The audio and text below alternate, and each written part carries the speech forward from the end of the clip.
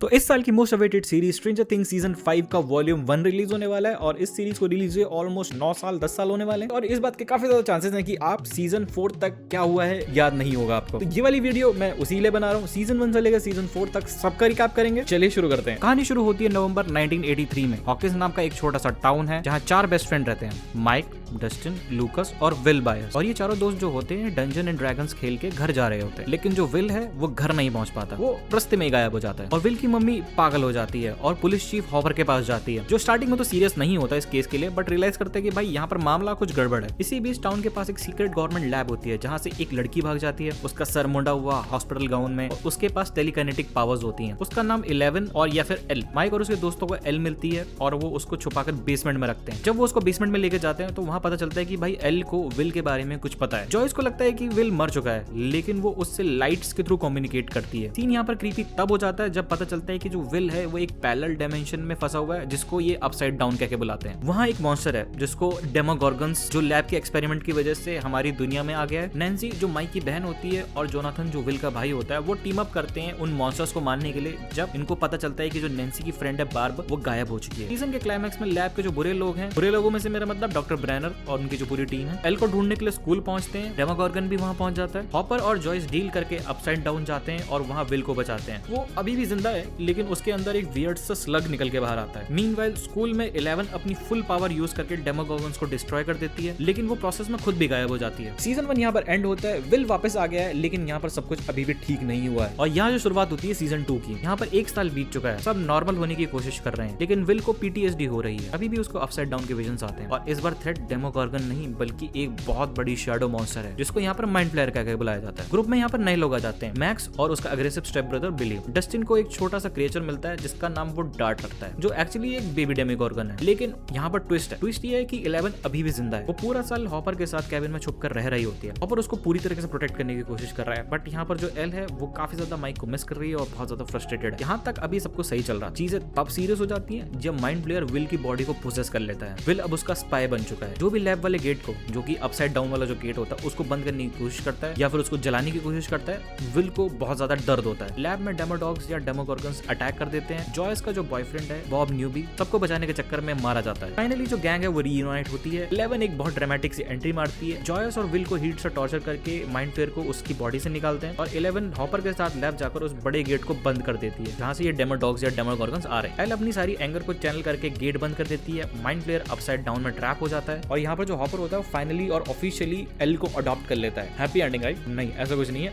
अभी और भी चीजें आगे। सीजन 3 यहाँ पर समर है 1985 की। बच्चे अब टीनेजर बन चुके हैं। रोमांस चल रहा है माइक, 11 और लूकस और मैक्स के बीच में। टाउन का एक नया अट्रैक्शन है जिसको कहते हैं स्टारकोट मॉल, मतलब एक नया मॉल खुला है, लेकिन हॉकिंस में शांति ज्यादा देर रहती नहीं है। पता चलता है कि रशियन छुप के हॉकिंस में आ गए हैं और मॉल के नीचे एक सीक्रेट बेस बनाकर वहां पर अपसाइड डाउन गेट खोलने की कोशिश कर रहे हैं। क्योंकि गेट थोड़ा सा खुल गया है, माइंड फ्लेयर्स का एक हिस्सा जो हमारे दुनिया में रह गया है वो एक्टिव हो जाता है। वो चूहों को और ह्यूमंस को पोजेस करता है और इस बार जो उसका होस्ट बनता है वो बनता है बिली, जो कि मैक्स का स्टेप ब्रदर है। यहाँ पर माइंड फ्लेयर का एक प्लान होता है, ये है कि भाई जितने भी लोगों को वो पोजेस कर रहा है उन सबको पिघला के एक अपने लिए फिजिकल बॉडी बनाना। इस सीजन की सबसे बेस्ट टीम बनती है scoop troops, Steve, Justin, robin. Robin जो होता है वो स्टीव का कोवर्कर होता है और लूकस की छोटी बहन एरिका। ये लोग रशियन बेस ढूंढने निकलते हैं और इस सीजन का जो क्लाइमैक्स होता है वो होता है स्टारकोट मॉल में। एल की पावर चली जाती है जब मॉन्स्टर उसे काट लेता है। बिली 11 की यादों की वजह से माइंड फ्लेयर के कंट्रोल से बाहर आ जाता है और एल को बचाने के लिए अपनी जान दे देता है। मीनवाइल जो अंडरग्राउंड बेस रहता है वहाँ पर हॉपर और जॉयस मशीन को डिस्ट्रॉय करना चाहते हैं, जो रशियन मशीन होती है, ताकि वो जो गेट खोल रहे हैं अपसाइड डाउन का वो बंद कर सके। गेट बंद करने के लिए हॉपर को अपना सेक्रीफाइस देना पड़ता है, मशीन फट जाती है और हॉपर गायब। सीजन यहाँ पर इमोशनल नोट पे एंड होता है। सबको लगता है कि भाई हॉपर मर चुका है, 11 की जो पावर है वो चली गई है और यहाँ पर जो जॉयस है वो डिसाइड करती है कि भाई यहाँ पर हॉकिंग्स में रहना सेफ नहीं है और यहाँ पर जो बायर फैमिली होती है वो 11 के साथ हॉकिंग छोड़ के चली जाती है और जो उनका मेन जो ग्रुप होता है वो टूट जाता है। सीजन 4 अब तक का सबसे डार्क और सबसे बड़ा सीजन है। ग्रुप अलग अलग बिखर जाते हैं। जॉयस, विल, जोनाथन और एल कैलिफोर्निया में है जहाँ पर एल को स्कूल में बुली किया जा रहा है। लेकिन इस सीजन का सबसे बड़ा शॉक, हॉपर अभी भी जिंदा है। वो रशिया के एक ब्रूटल जेल में बंद है और जॉयस और मुरे उसको बचाने के लिए रशिया निकल पड़ते हैं। हॉकिंस में एक नया और बहुत ही खतरनाक विलन आता है, का नाम वेकना रखा जाता है। यह डेमिगॉर्गन जैसा जानवर नहीं है, ये इंटेलिजेंट है। ये टीनेजर्स का ट्रॉमा यूज करके उन्हें मेंटली टॉर्चर करता है और फिर बहुत ही ब्रूटली मार देता है। मैक्स जो बिली की मौत के ट्रॉमा में है, वेकना का अगला टारगेट बनती है। उसको बचाने के लिए गैंग को पता चलता है कि भाई म्यूजिक, स्पेसिफिकली मैक्स का फेवरेट गाना रनिंग अप दैट हिल को यूज करना करना है ताकि वो वेक्ना के ट्रांस से बाहर निकल सके। वहीं दूसरी तरफ 11 अपनी पावर्स को वापस पाने के लिए डॉक्टर ब्रैनर के पास जाती है। वहाँ वो अपनी पुरानी यादें रिलीव करती है और यहाँ आता है शो का सबसे बड़ा ट्विस्ट। पता चलता है कि वेक्ना एक्चुअली हेनरी क्रील है, डॉक्टर ब्रैनर का सबसे पहला पेशेंट 001। हेनरी ने ही बचपन में लैब में बाकी बच्चों को मारा था और 11 ने उसे अपसाइड डाउन में फेंक दिया था, जहाँ वो मॉन्स्टर बन गया जो एक्चुअली वेक्ना है। फिनाले में सब मिलकर प्लान बनाते हैं। Hawkins gang